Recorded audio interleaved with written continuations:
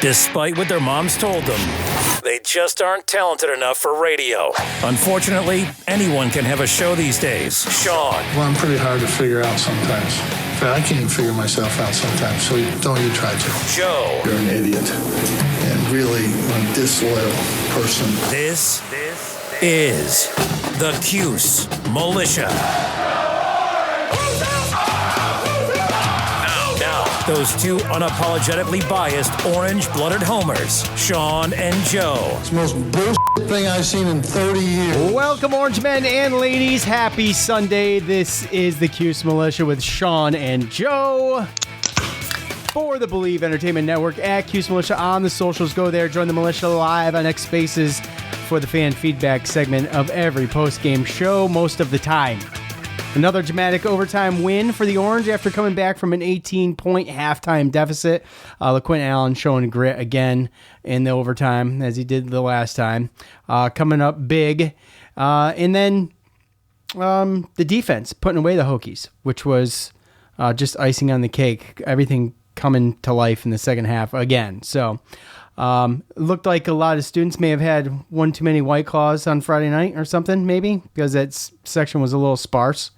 But they missed a thriller, unfortunately. You'll hear from us. We'll hear from you in fan feedback.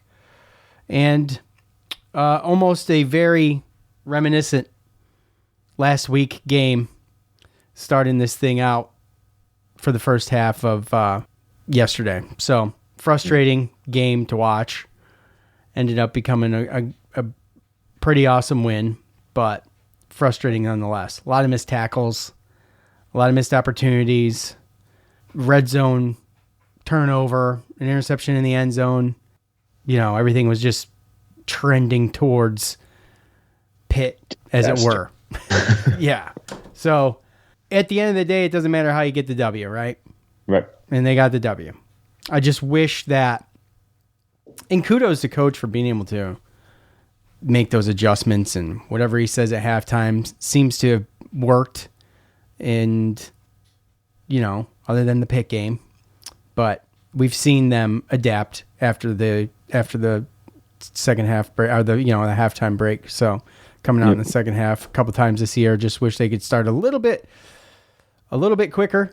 Yeah, it's, again, with the student thing, was that, like, I saw something on Twitter. They said something about, like, at the end of they showed a picture of it, but it was like after, or was it going into overtime or something like that? So, I mean, was it just bad from the beginning? Because it was homecoming. It was bad from the beginning. It was all over Twitter. And then I thought, two things about the crowd. So it was not good from the beginning. I had asked on Twitter if it'd gotten better for the game, and the 200 sections were empty. There was a blank. It was the only hole in the dome. I mean, it was sparse, as you would kind of expect, but I figured Virginia Tech's a big enough game and it's homecoming. Like, I don't know. You make an exception there. It's just it's full-fledged ACC play, but yeah, it didn't get better. But with that said, you know, the crowd was, you could hear a pin drop at times. And I understand that the team wasn't giving him the most, you know, opportunities to cheer. They weren't giving him a ton to cheer about in the beginning. But that's kind of the point of being a fan, is to be loud even when you're down. You're supposed to back the team. Team feeds off of you as much as you feed off the team. So it's kind of one of those things. It only works good when you're doing it when you're not that hype. You know what I'm saying? You know what I'm saying? So it doesn't really make sense to me, in my opinion. I mean, you talk about 5-2 and having a chance to become bowl eligible. Just it's homecoming. We haven't had a game there in close to a month, right? Over a month. Yeah. And now, you know, we don't have a game there for another 2 weeks. Well, 3 weeks now, really, if you count It's going to be 3 by the time they get back. Right. So I don't understand that at all. So, to my point, and I'm sorry, the crowd did get into it, but it took the team getting the crowd into it. I think sometimes the crowd needs to get the team into it. And it's frustrating, and you don't want to be overly critical of the fan base. And it feels unfair coming from me. Sometimes I feel like I'm overly critical of especially the Dome crowd. But with that said, it's like I've been cynical of the fan base ever since I was understood what a fan base was as a kid. And I'm talking specifically the Syracuse fan base. You know, there's a lot of Syracuse fans that I know personally that we don't see eye to eye. Okay. They're just constantly trashing the program. You know, one dramatic loss against Pitt is the end of the world. You know, I'm not renewing my tickets. I'm not going to the game. This. Okay. All right. Well, you know, it's just dramatic swings, and it's consistent. I'll give them that. The people I'm talking about specifically, they're consistent about it. But at the end of the day, the crowd got into it, but it took the team to have to fight through by doing it themselves to get the crowd back into it. And I understand, but my point is that it works both ways. Sometimes you got to cheer even though you're not feeling it. And that's how things turn, because Virginia Tech handled this first half. They handled Syracuse in this first half. They were without two of the best players on offense. And I expected a little bit more. We talked about controlling the line of scrimmage, which we talk about every week, and capitalizing, not just not turning the ball over, but capitalizing. And there was a couple missed opportunities. There was like 5 drop passes. Kyle McCord didn't get a whole lot of help in the first half when it came to trying to move the ball. Just seemed in disarray. And the whole time you could hear a pin drop. At one point you could hear the Virginia Tech fans starting their own chant. And that's the last thing you want to hear when you're a fan watching your team play at home, right? Yeah. So and again, you have in that situation, you've been game planning for drones all week, right? And then you find out during the beginning of the game that you have this other guy, which, you know, obviously he's not as good as drones, but he still seems to be a legit quarterback. It wasn't like some freshman guy that, you know, didn't have legs. So I think that, you know, some of our mistakes, their first touchdown, I think that was a little bit of a gimmicky play, some of those reverses and stuff like that. I mean, they had some gimmicky stuff. I just feel like, you know, it just had to take a little bit of time. Now, with that being said, again, you know, there's been multiple games this season where we had come out flat or, you know, starting slow. And, you know, we brought it up before. Like, we get to halftime, we make some great adjustments at halftime, and we usually play better in the second half. But yesterday, you know, kudos to just not allowing it to get out of hand like Pittsburgh, because of how bad that first half really was. And, you know, I think a lot of fans just had, again, the November PTSD and you know, obviously getting our butts beat by Pittsburgh, and then left a bad taste in some fans' mouths. And then you start watching it from the first quarter, and like going into half, and you just think that the same thing's going to happen. It's just, it wasn't, you know, 31-0. Right. It was 14-3. It was still in a reasonable spot to be able to come back. And you know, even them coming out and scoring first in the second half, going up 21-3. It's like, but again, you know, we fought back like we have in other games this season as well in the second half. Yeah, and you're right. It was 14-3. I thought it was 21-3 going into the half, but you're right. But Deuce Chestnut came up big. I mean, there's, you know, with the fumble recovery earlier in the second half, and still a little bit of some issues. I'd say not a kicking issue, more so that we have a blocking issue, I think, is part of the problem.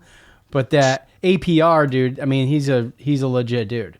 Oh yeah. And he disrupted a few things. So anyways, you'll hear from us. We're going to hear from you. But first, let's hear from Coach. There was a lot of things said in the locker room for me, challenging the coaching staff to do different things and challenging our players to be who they are. I felt like our offense have been they've been our bell cow since I've got here throughout spring ball, and honestly give the best football player the ball. When you're able to give LaQuint Allen the football, he was able to make plays and do different things. So that was the game plan. That was it coming from last week. As you guys all kept saying, are you going to run the ball? So he was just able to go run the ball a little bit more, and it was able to open up, and then it made it easier for Kyle McCord to do what Kyle McCord does. What pissed me off was the end of the first half, we allowed that kid to run and almost score. And I don't like that. That was quitting. And that was the first time I saw guys just think it was okay. And that's what made me challenge everybody and challenge myself too, because either you coach it or allow it. So I think from that play, it strung something because you guys don't deserve to see that, Fran, Aronde told us on Tuesday that you had brought up kind of the November narrative around this team with them and that they don't win in November, SU doesn't win in November. I know you're someone who likes to live in the moment and day to day, so why was it so important to bring up kind of the past history there with them? The last coach before me, they didn't always win a lot, towards the second part of the year. So what I wanted to do was make sure that we tried to do that, and show them that's not who they are. And it was just different things that I talked to him about, and it wasn't about what the coach did on the field. It was about what we were doing as men off the field, how we were living, how we were going to class, how we were handling our day-to-day business, because I think that is all a direct correlation of what you're going to do on the football field. Like some of those dumb flags, we can't have those. Those things can cost you the game. Coach, what have you seen from Justice Ross Simmons as he's improved after his injury that led him to have this type of game today? I see he's tough. He's still fighting through the injury. You see how he was running on that long touchdown. So he's still fighting through it. He's tough. I think he's a really good player. I think it's hard to tackle him. So I can't wait till he continues to get 100% healthy, because he had popped his hamstring. It wasn't just a pull, so he's really popped it, and he was dealing with a calf issue because of the hamstring and how things. So he's just coming back, and that's the kid that we want to recruit, and that's why he's here, and we're happy he's here. And the better he does, the better it is for us, because he is from Rochester. For the second time this season, you elected to force overtime rather than go for two. How do you think that kind of encapsulates your confidence, but also what this team is at this point in the season to be able to win in that extra period? I probably just I don't want to go for two and miss it, and then you were here saying, why'd you do that? So you saying this now, so you get to go, you always right? So I'm trying to always be right. So I won't go for the field goal because I'm afraid to go for two and we don't get it. So I ain't got the kahunas for that right now. Coach, to keep it on LaQuint, I know a big part of his development this year has been his leadership, keeping his emotions in check. There was a questionable penalty that he picked up in the second half, and then you pulled him aside for a play before he went back on the field. Is there anything that you communicated to him there? Yeah, that's dumb shit.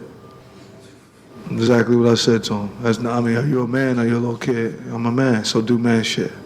That's dumb shit. Don't do that. That's little kid stuff. I need to go talk to my son, Braden, about doing that. Don't do that. And he was like, you're right. I said, I know, that's why I'm telling you that. And get back in there and get us a first down. You owe yards. So what does it mean to you to become bowl eligible with the win today? That was already going to happen. I don't really care about that. I'm sorry, because then y'all will say, who does he think he is? It's not that way. But, the bowl game wasn't the mission. That was just a part of the mission. So along the way, we were able to accomplish something that we knew that we would accomplish anyway. So you know how you guys are. We supposed to win the national championship. Today y'all trying to act all different about it. But remember last week, a lot of those things that were going on. So in my mindset, it's just I always knew that we would be bowl eligible because we're good enough. And now we're just trying to continue to capitalize and push on so that way we can get to where we truly want to get to at the end of the year. How much sort of struggle is Marlowe playing through, and what does it mean for him to make that play in overtime and force the ball loose? He's playing with a lot of struggle, but he loves the game. He loves his teammates. It's important that he plays. This is his third game, so I'm going to see how he goes through this and through the next game, and I'll talk to him to see is this what you want to do? Do we want to finish this the right way? Because we know he'll play on Sunday, but then also in the same sense, I get a chance to get him back next year if he don't play 4 games, right?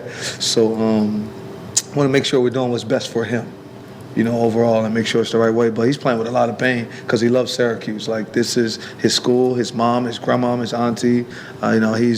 at Syracuse do. I mean, his girlfriend's on a lacrosse team there all the way through Syracuse, so it means a lot with him. And he's playing through a lot of pain, and we're thankful that he's doing that.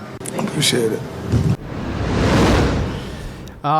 So Marlowe with a couple big plays. I think he had 1.5 sacks. He's got the forced the fumble in overtime that ended up sealing the victory for Syracuse. And they really did a good job on Schley, and mainly the probably fourth quarter. They really did a good job. They didn't just contain him. I mean, they made him pay for leaving the pocket and stuff like that. You know what I'm saying? So it was good to see the defense kind of wake up, because I mean, if you just go through the evolution of my tweets from the start of the game yesterday to the end of the game, you'll see a whole lot of, criticism, tackling. The tackling was atrocious, man. Yes. Yeah. I mean, you've got to do better than that. And they were fooled so many times. There's like 3 plays that they mainly ran. There's this little option, and then there's the, quarterback taking off to the right, and then there's this, this little swing pass or whatever they did. They tried some tricky stuff with, was it jet sweep in the beginning of the game and some other stuff. I don't know what Syracuse was doing in the first half. They got cued on, I don't know what the hell they were doing. I don't know. It's like a double pass play. I don't know. I don't even know what was going on there. I have no idea. Yeah. But that was awful. It was terrible. It just looked awful. There was 4 linebackers standing right there, and nobody blocked that guy. No. And back to Marlowe though. I'm sorry. I got sidetracked. Back to Marlowe. I mean, it would be fantastic to see him here next year. He's fighting through some pain. I don't think it happens. I think he plays the rest of the year and, does his thing. I think we were lucky to get him back this year, honestly. Right. And so my point is that what a huge role that he plays for this defense. And you got Justin Barron, who's excellent, but he's going to be done too. So if someone's going to have to step up, they're going to have to get in the portal. Hard for that and the kicker. So, I mean, Jackson Kennedy was actually good. And who is Jackson Kennedy? Right? Yeah. Right, exactly. Who's Jackson Kennedy? Yeah. So, where is he from? Cornell? Transferred from Cornell? And he's either going to be the guy or they're going to have to go for 2 every time. I mean, what's going on? That missed extra point that he put up, it wasn't even his fault. That was almost taken back for a couple points. And but other than that, he had a 44-yard field goal. I mean, right down the middle. I mean, I know he's in a dome and everything, but it looked good. But my point is that they got some roles to fill next year. So, oh yeah, not worried about that right now. But no, I'm not worried about it right now, and that's my point. Like, I just want to see Marlowe play. Yeah. It's as long as he can play at a high level, he seems to be. He's fighting through injury, but he seems to be playing at a high level. Yeah. He's showing everybody up. So, bowl eligibility, Joe, I didn't really even think about that until the game was like long over. Right. Wasn't out because I was exactly there with Coach. Like, that wasn't the point of that game. That point of that game was to not implode after a terrible loss and a slow start in another game. So one and a half. Your little November slide, right? Yes, 6 quarters of pretty bad football, basically, and 1 mediocre and 1 great, and then if you want to include the extra one there, but the bowl eligibility thing, that's awesome. I felt like we were going to get there anyway. It wasn't the point of yesterday. The point of yesterday was to go out and beat another ACC opponent, and Virginia Tech is a good team. Right, and we spoke about that, right, in the pregame. We were talking about how, the rest of the teams that are leading up to UConn, our next home game after this one, they're all capable of beating us, and the next 2 are on the road. So, it just was one of those things where don't let Pitt beat you. Don't get into your annual November slide and turn around and show up and have to in 3 weeks, 4 weeks, have to win the game against UConn to become bowl eligible, right? So we kind of spoke on that about them getting back on the winning end and getting confidence into these next couple road games, so that we could still have a better than average, better than normal season, right, going into next year. Yeah, exactly. So LeQuint come up big. We kind of already touched on that. I don't know if they get much better than him right now. That dude, talk about fighting through stuff. I mean, he fought through whatever he had going on during the UNLV game and that overtime game that he ended up winning for us. And then, and then this game with it take him 2 running plays to get in the end zone. And the play that he actually got in the end zone on should have been tackled, but he just put the dude through a spin cycle and went right over top of him. So I just continue to be impressed by LeQuint Allen and what he does for the team. And, Coach talked about the dumb penalty. There was a lot of speculation on what the hell that was even about, but obviously Coach knows he said something stupid, and it was probably felt disrespected in some kind of way, being over on the sideline like that. And I get it, but those things are gonna happen. And sometimes I'm okay with those to some degree. It's like kind of like the same thing with basketball a little bit. I'm okay with some of that stuff sometimes, just until it becomes a problem. What'd you say? It's tough. It's tough. It is. Like, we don't know what was said. Those can be drive killers, right? No, absolutely, and it almost was, but there was a penalty on a 15-yard penalty on them right after that. Yeah. So, what'd you think about the going for 2 at the end of the, or not going for 2 at the end of, when they could have tried to seal the deal there at the end of the game instead of going into overtime? And I'm okay with the call, but like Coach says, no matter what he does, if it doesn't work, it's the wrong call. So he can't win. So he trusts his defense and this and that to try to bring this thing in overtime and play for an extra inning, and they did, and they come out on top again. And we had all the momentum too, and I was a little nervous because it's like, okay, we've already had a PAT blocked in our whole kicking game situation, but with that kind of momentum and the way your team was playing, and it seemed like you had spoken of that we beat up the quarterback pretty. He took a lot of hits, he ran a lot. And he was beat up, and I think that a couple of their other running backs were beat. I mean, it was a long. I mean, they ran for 250-something yards almost. So, so those guys were wore out, and it looked like we definitely had a lot more energy. So, you got to take that momentum and hope that you could, put it into overtime where you get a drive, they get a drive. There's more game other than just one play. Because you go. That one play, you don't get it, game's over, right? So, right, and it's one of those things where there actually was a penalty on that play too, and they took the extra point. Now, I would have went for the extra point too, even with the kicking woes. There was one blocked earlier in the game. I would have went with the extra point too, but man, is it not a little bit tantalizing to go for 2 when you're getting half the distance to the goal? At that point, they could have done that. But hey, look, they won the game. I ain't going to question it. But he's going to be asked about it. At the end of the day, it's a red decision. November issues. Putting some of that to rest, hopefully.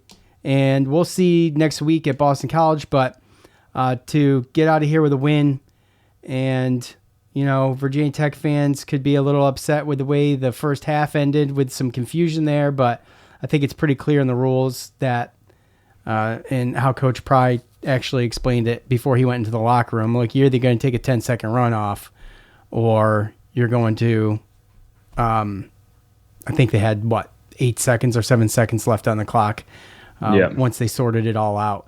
So 6 in one, half a dozen in the other. The problem is, and what pissed me off too, is that they almost let him go down and score.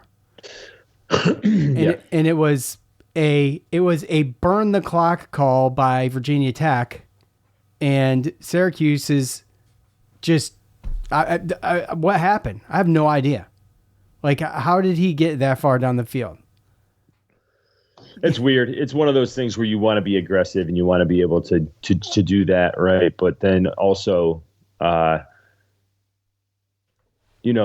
was no time on the clock. So all we needed to do was tackle him or get him out of bounds. And I think that we were doing a good job at kind of just getting him in a position where he wasn't going to be able to escape that and go in for a touchdown, even though he got 40 yards or however far long it was. 47.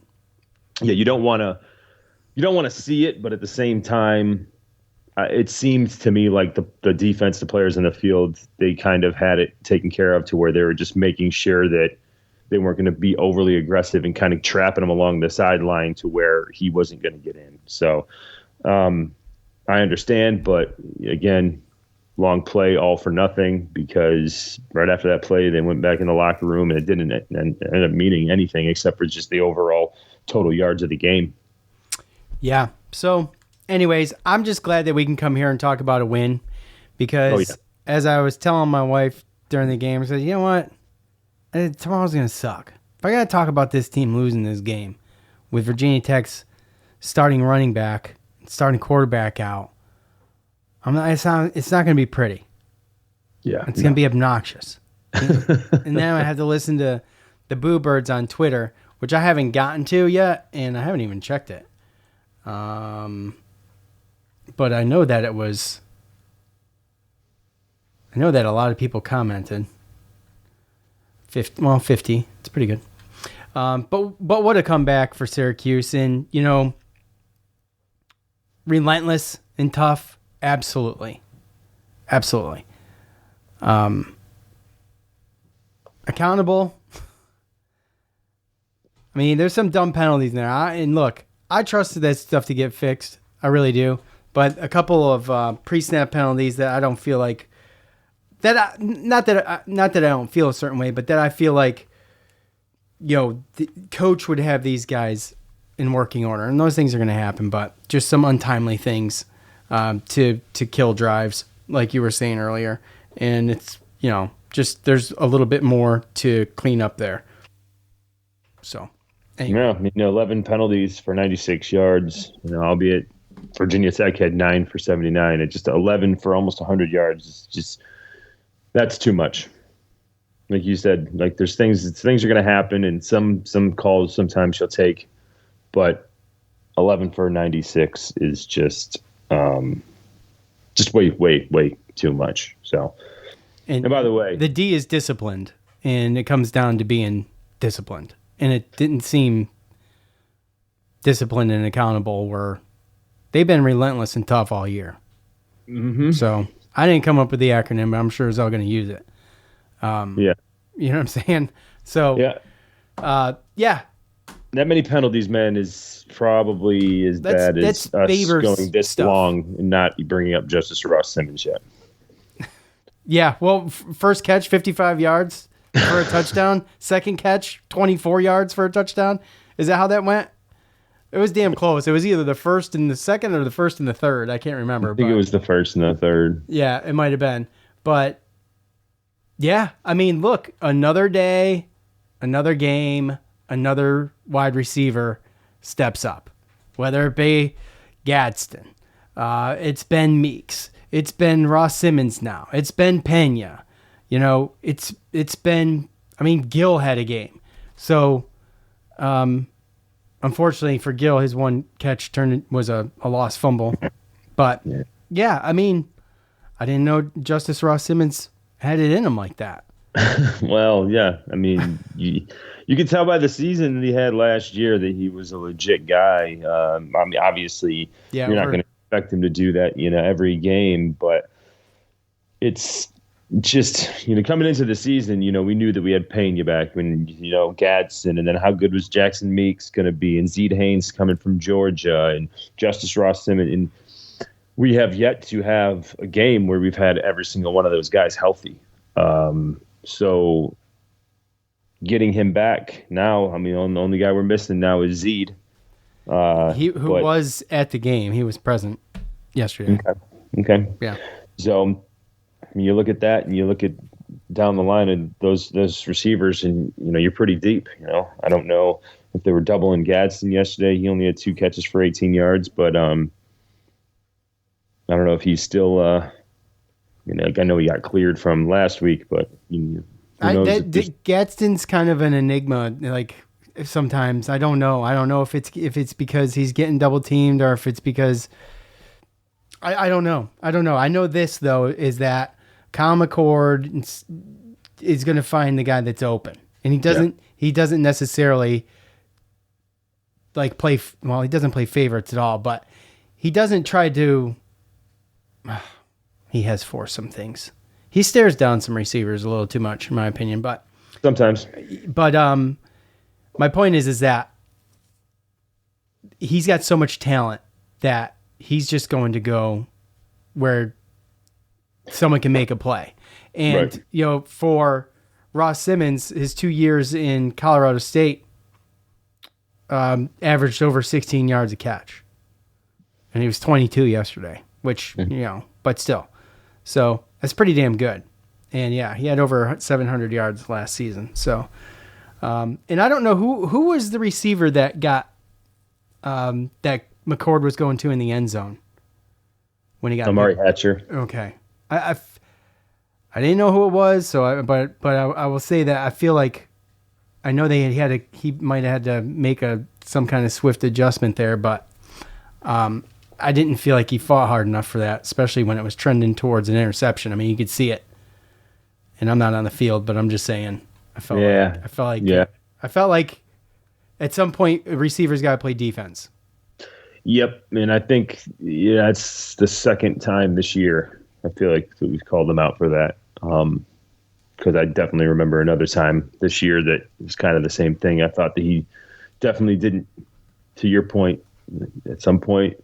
You got to play defense to ensure that it doesn't get intercepted. You might not make the catch, but you got to make sure that they don't. Exactly. Even if you got to take a penalty on it, right? Yeah. I mean, even if you got to take an offensive pass interference penalty, then you do it. So, anyways, a great adjustment by the Virginia Tech defensive back to make that catch actually, and that's kind of what I was like. Well, damn. He just turned into a receiver. I mean, it works both ways. So, all right, it's time to hear from you.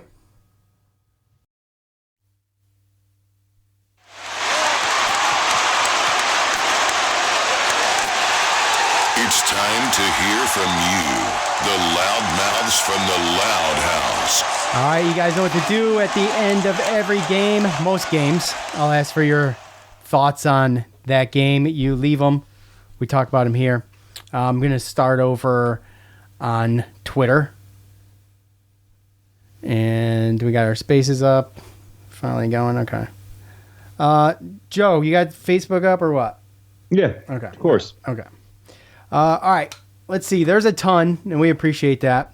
However, that means I'm probably not going to get to everything. So, at No Blanchard 44, payback for the beating we took last year. This win changes the season.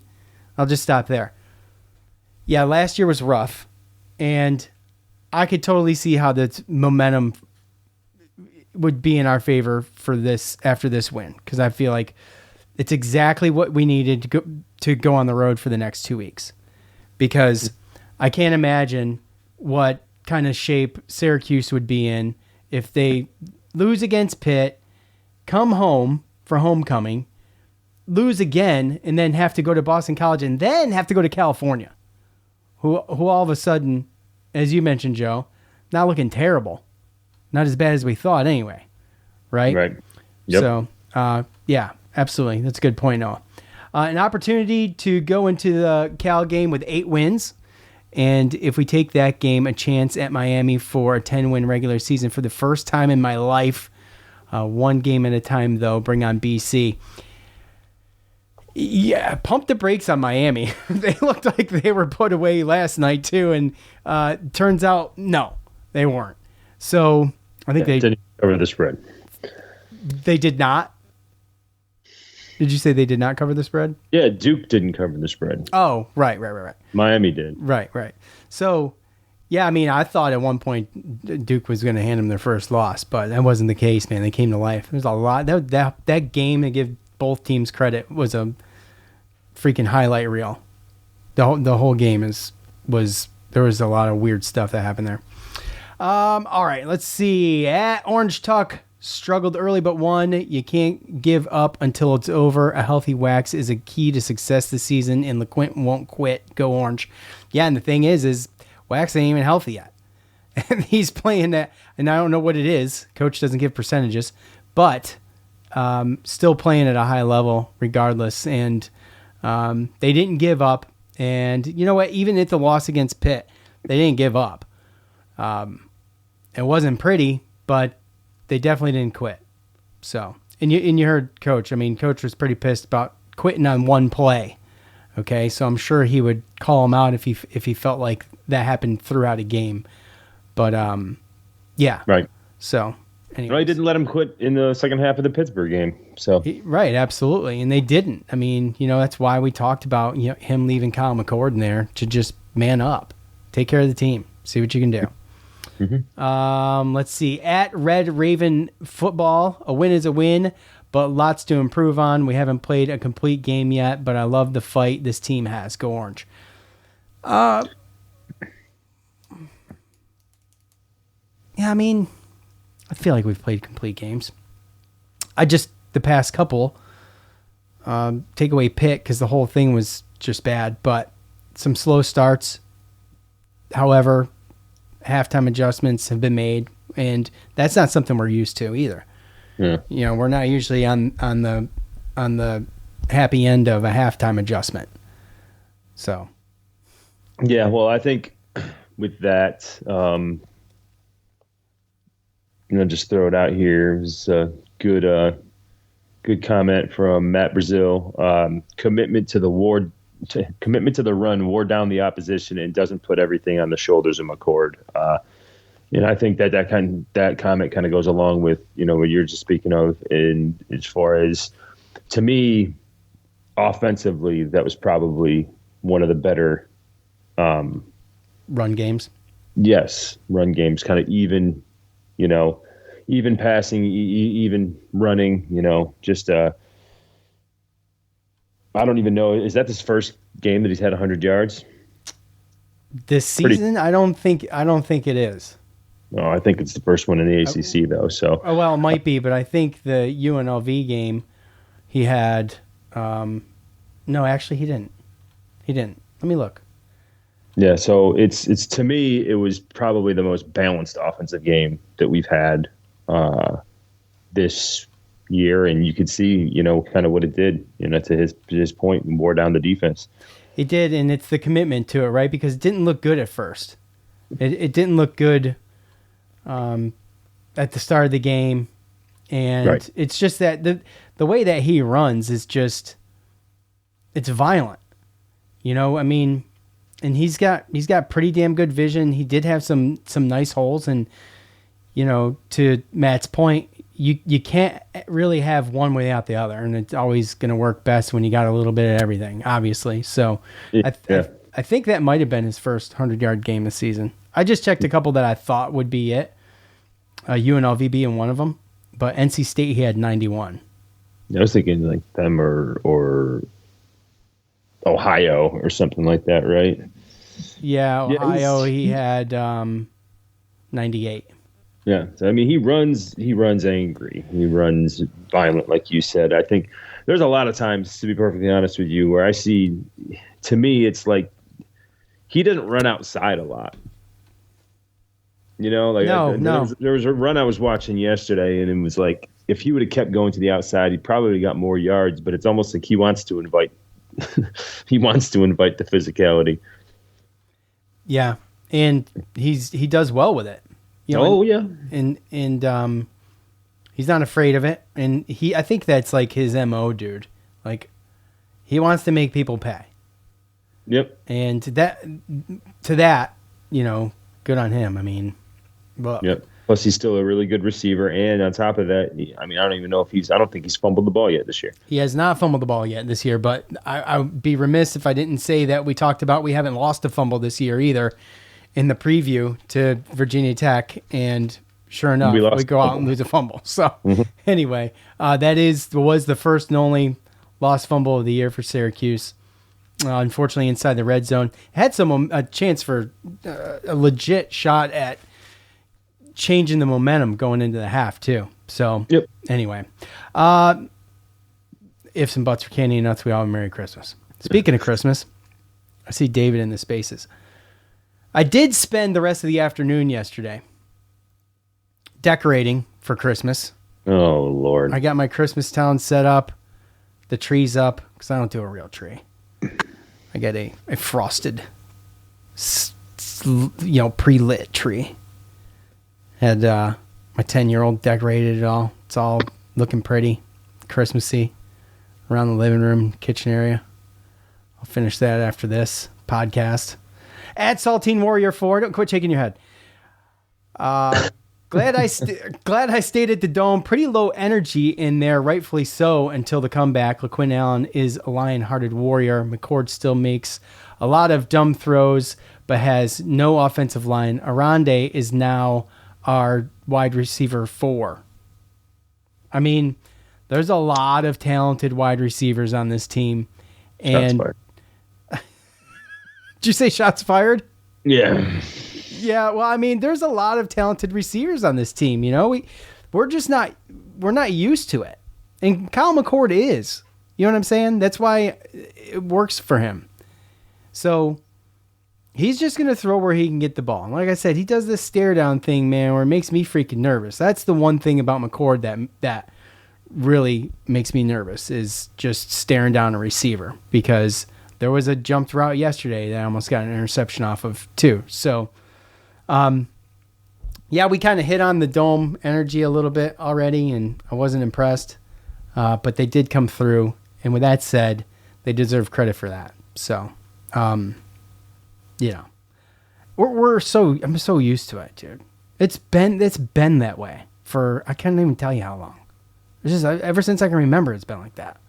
It's the most finicky fan base I can think of, and I think probably everybody can say that about their fan base because fans are finicky anyway, but fickle, finicky, however you want to say it. It's just, that sums up the Syracuse fan base. At Level Up Luke, I was locked in, almost gave up, hopefully cynical, and then the stream I was watching cut out as OT started, so it was definitely a roller coaster. A win's a win, but that was tough. It was tough. Yeah. At Cuse Waterboy, a tale of two halves.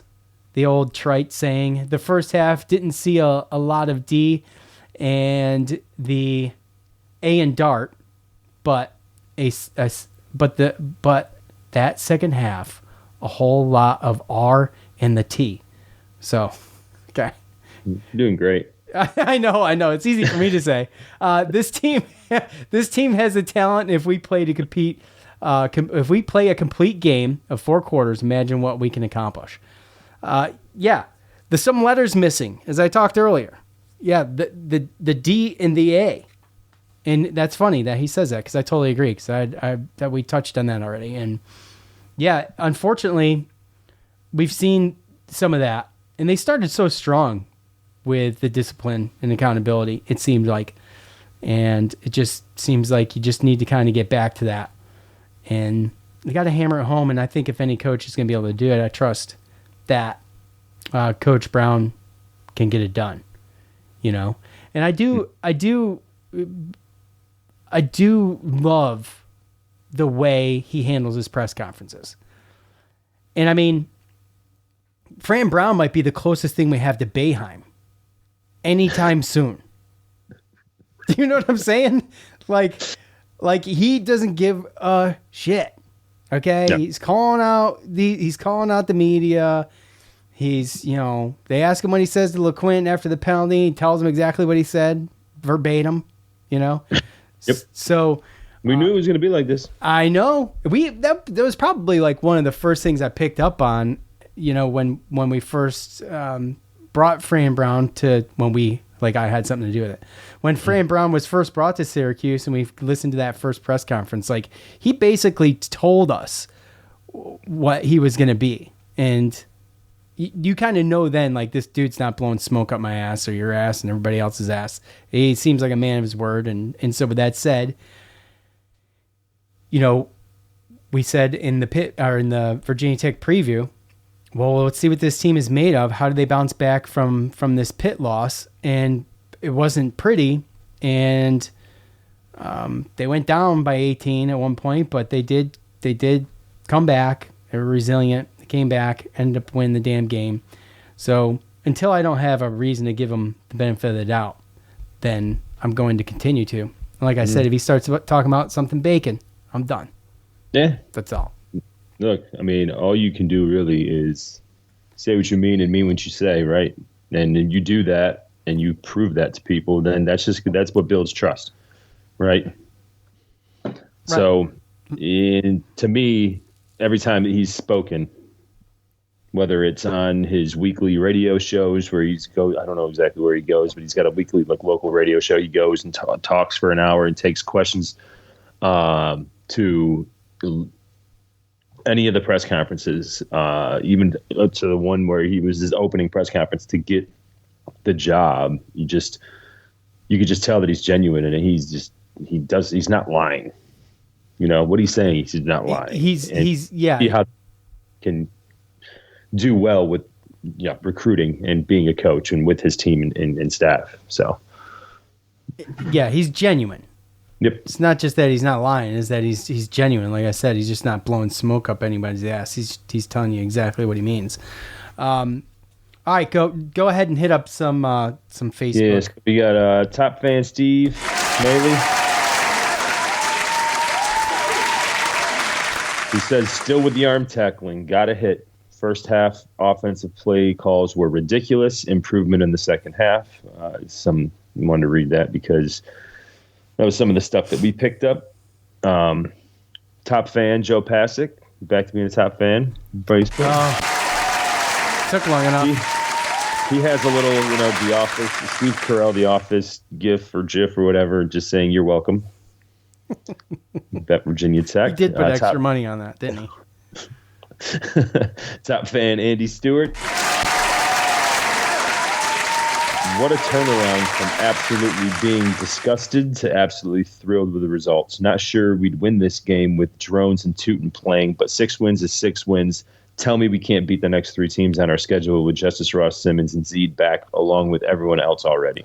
Well, here's the thing. Thankfully, we don't have to find out how this game goes with Tootin and Drones. Yeah. So, and honestly, I'm not even going to worry about it. It might have been the same exact thing. It could have. Like I said, we game planned for him. Right. We didn't game plan for Schlee.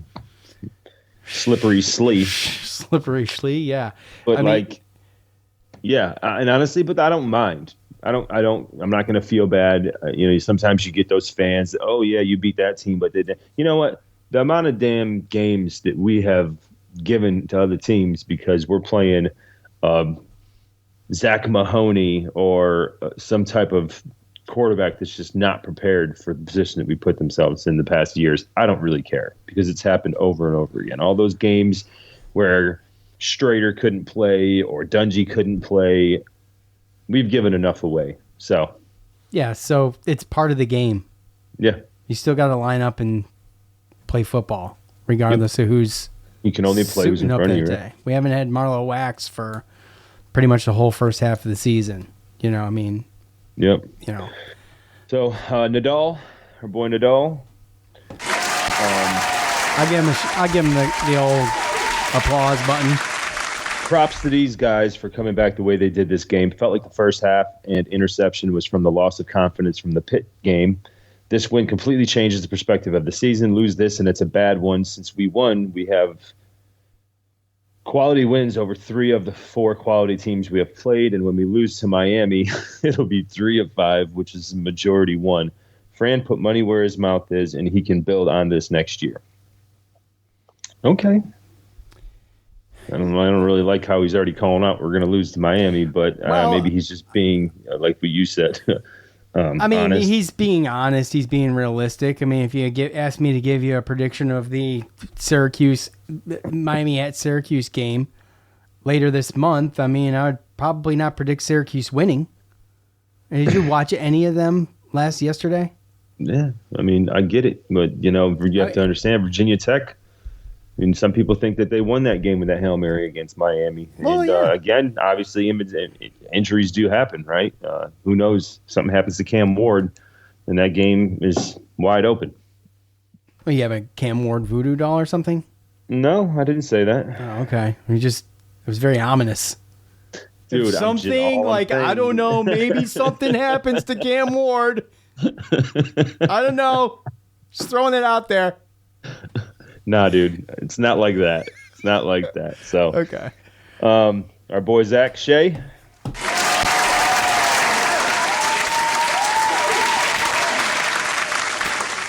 Being a football fan is the most insane roller coaster of emotions. You go from wanting to never watch another game again to yelling, Fran Brown is the greatest thing to happen to Syracuse football. Few observations. I am so glad we actually stuck to the run game. Makes us much less predictable and less burden on the shoulders of McCord, same as Matt earlier. Secondly, if we are going to continue this defensive scheme, we need to recruit elite big uglies in the trenches. I don't want to hear anything about the backup quarterback. I watched him when he played at Kent State. When I realized who he was, I knew we were in for a tough game. Smart on Virginia Tech to pay for a serviceable backup. Yeah, the broadcasters talked about that, and he was at Kent State, but he also played at UCLA too. Last year for one season. I'm not sure, how he did there, but when he was at Kent State, he actually was playing, and he wasn't terrible. So, anyway, yeah, he's a talented guy, and it is smart for these teams to get in the world of I want to play or I'm going to transfer. Money talks, and if you can pay money for a guy to sit on the bench, then I guess you do that. Yeah. It's a smart move.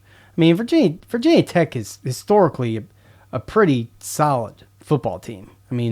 They had some issues last year, really, wasn't it? Wasn't it last year or the year before or something like that? Anyways, they've had a couple down years, but they're always a legit team. And if it weren't for, us having, both these teams are really good when they play each other at home. So if this game's in Blacksburg again, it's just who knows. But all the ifs and buts are thrown out the window, and I don't even care. So, yeah, it's absolutely it's a good point though. It's a really smart move to have a Schlee on your bench. Yeah. You know what I'm saying? How we haven't had a Schlee on our bench. That's what I was just about to say. Wait some time. Yeah, we don't have a Schlee. You got a Schlee? Yeah. So okay. You want me to close out Facebook? Yeah, go ahead. I got a couple more, but go ahead. Okay, yeah. I assume to give you time to. I had visions. I had visions of me throwing a bourbon glass through my TV yesterday. That's how freaking tough that game was to watch. It was so tough at points, really up until the end. So we got top fan Dom.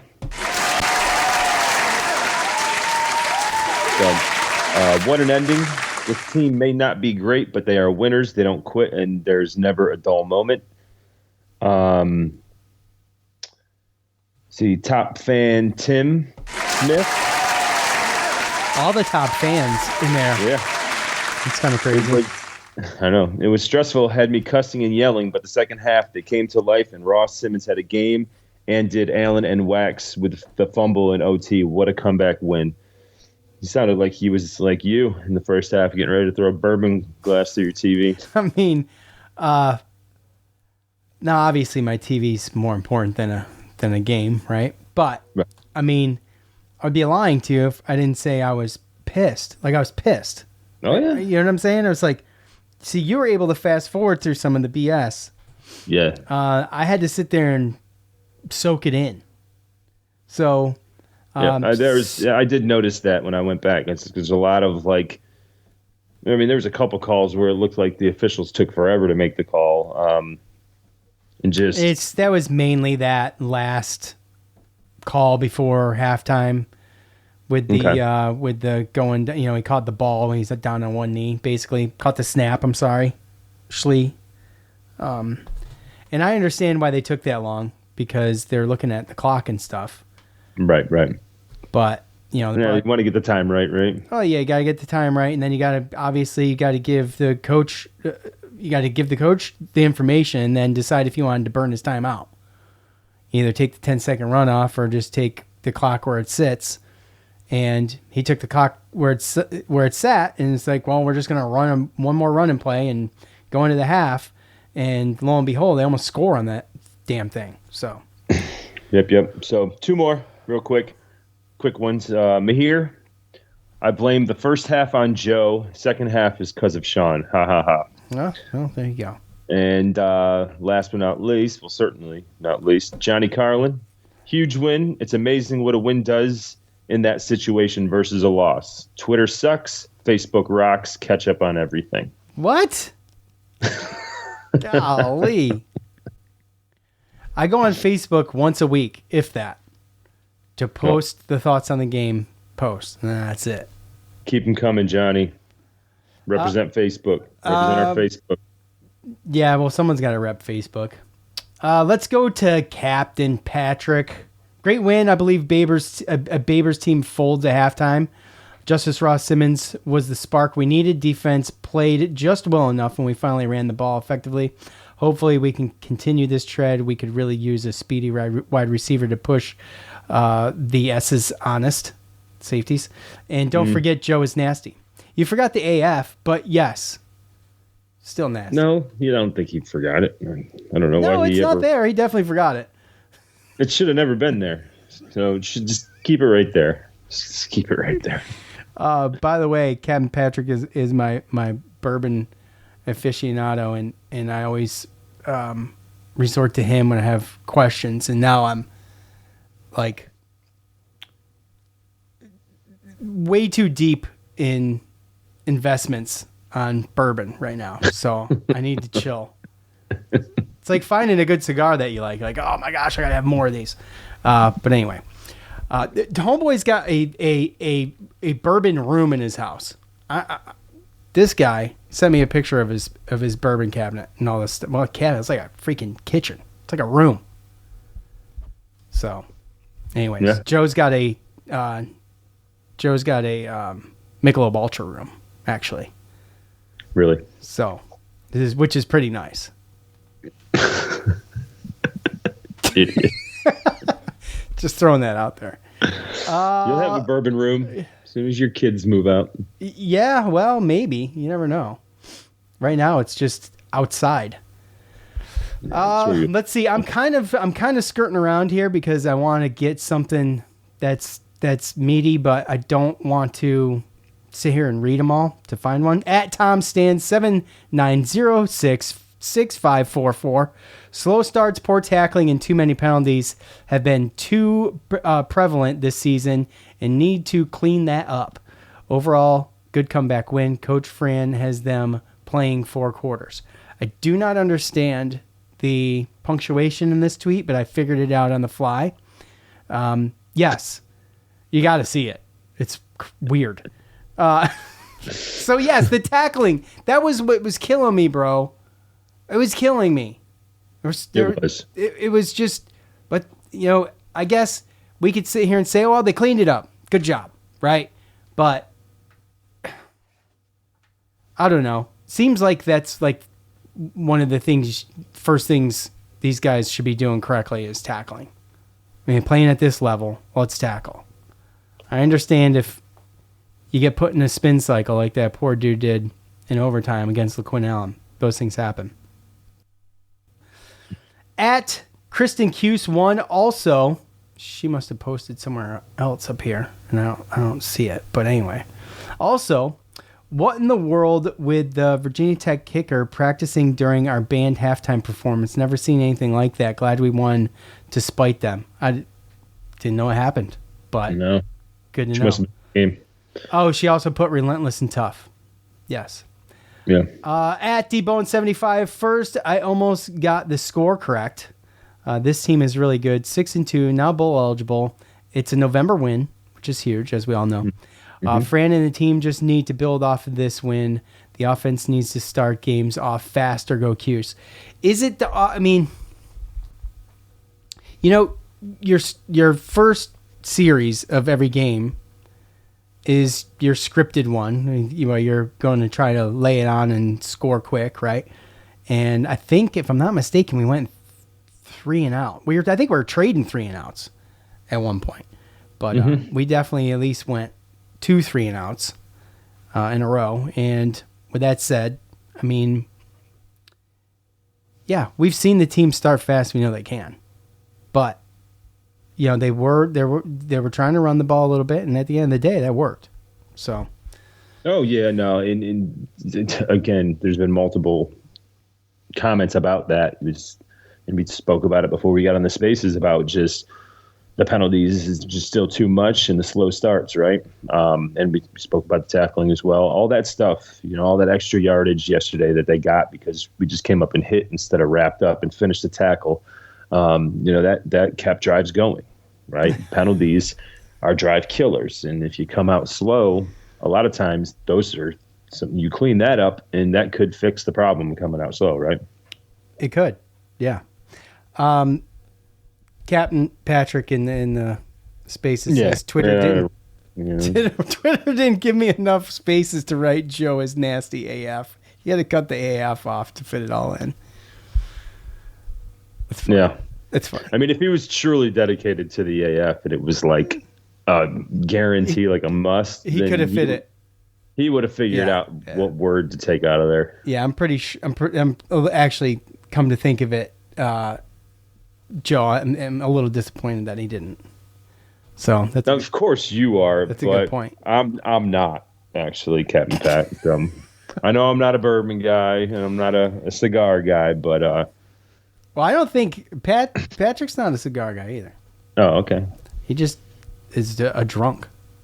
At Cuse Alum 44, 6-2 bowling. They fought back. The last few weeks of the first half were awful, but everything changed in the second half. We haven't seen in weeks. Whatever Fran did worked. Ate my words. They were flying around. Fair. I don't eat any words from what I said yesterday. And I was emotional tweeting. There was a lot going on. Knee-jerk tweeting. But with that said, I felt like it was deserved. I was just trying to. The text thread we were in. Oh my gosh. Yeah. First quarter was the game.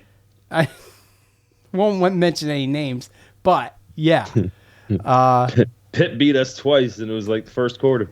Well, first of all, I had something to say about that too. I just didn't because I was trying to pay attention to the game, but Syracuse was doing a pretty damn good job of beating themselves. So there was a lot of self-inflicted wounds in the first half with Syracuse. Really, just they were blowing it, and they were blowing it themselves. And it's like the opposite of the Pitt game, where yes, there was a lot of turnovers, but I mean Pitt's defense was just relentless, dude. You know what I mean? It's like. And by the way, Syracuse finally getting some pressure on quarterbacks. I think on a quarterback. I think they sacked him 3 times, and they were getting pressure. The problem is he's a squirrely little bastard. And so I called him slippery Slee. Yeah, slippery Slee. And he's a little squirrely, and so there was some times where he actually got some good yardage out of some of that pressure and having to get away. So anyway. All right, let's wrap this thing up. Let me see here. At our Prosner, Gutsy, don't count these guys out. Big dub needed to change direction of the season and program. So we kind of hit on it a little bit, but and someone else brought it up a little bit, but it's so true, man. You don't win this game, and you could see an epic collapse for the rest of the year, as we talked about. Having to go to Boston College, having to go to Cal, and then coming home and maybe squeaking out a win for the bowl game against UConn. You know what I mean? Yeah. So, yeah. That's what we wanted to see, right? That's into his point, into Coach's point, as we talked about earlier in the montage.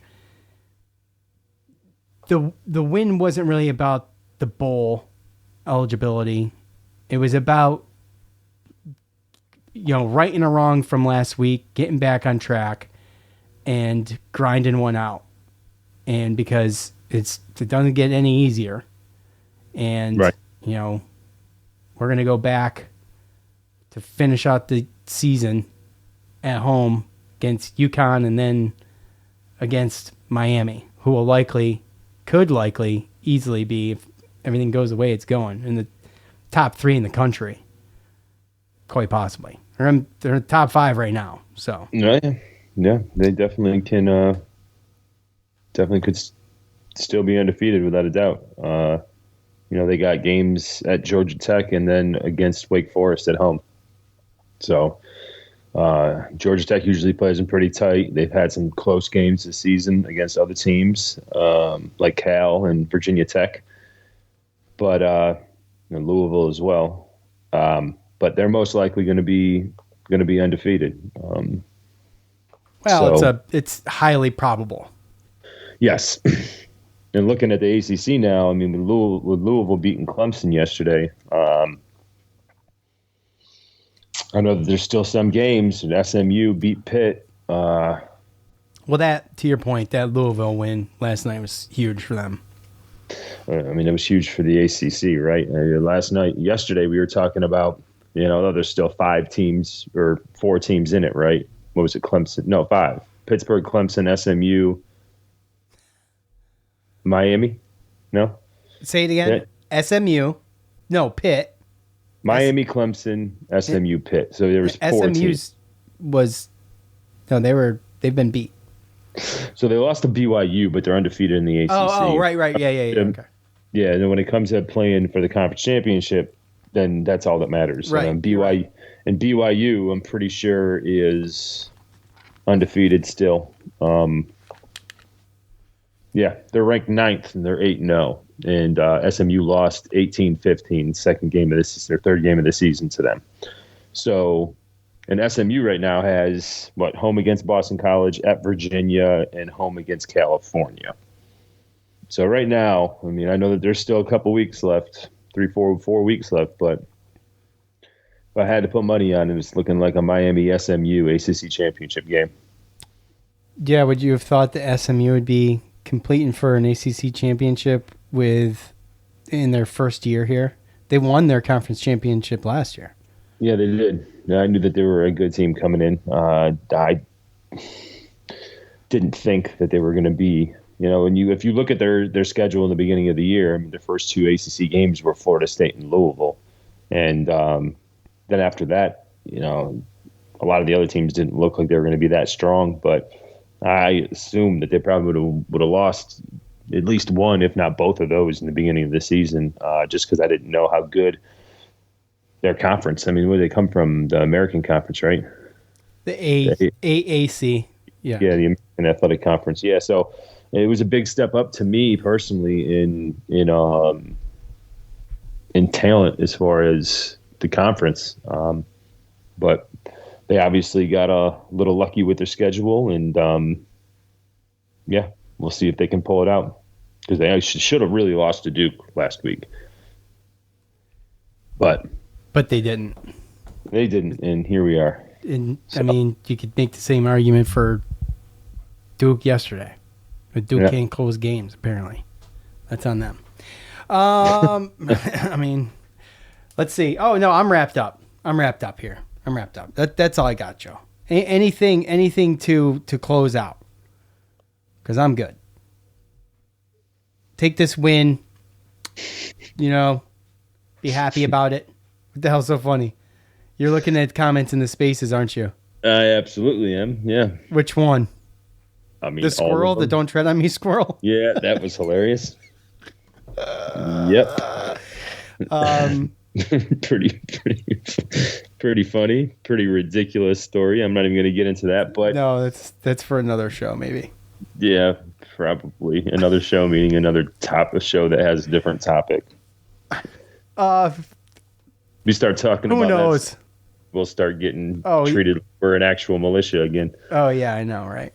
Well, we're not the ones that killed the squirrel, so no, we absolutely didn't. But no, just great win. We knew this team didn't they weren't going to quit.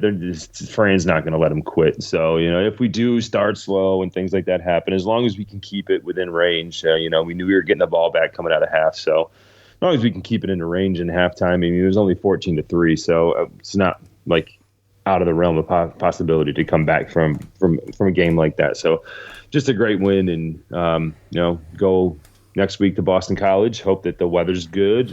They are going to be coming off a bye, so they're going to have 2 weeks to prepare for us, and hopefully they can take this momentum and go into Boston College and get another W. So get to 7-2. That would be great. Yeah, it's a big deal. So still, I mean, we might not have a chance to get into the conference championship game, but there's still a chance to have a special season as far as what people expected coming in.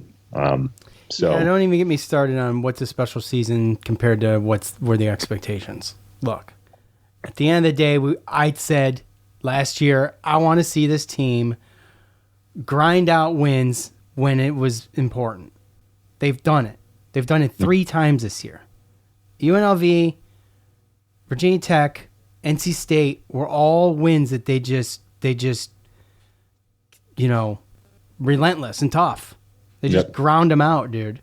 And that's what I wanted to see. And I saw it very early in the season, and that's what I want. I want to be competitive. I feel like we're competitive. I'm not gonna throw one game as the asterisk on it, because it's one game, man. Shit's gonna happen. So yeah. And if I look at it in the beginning of the other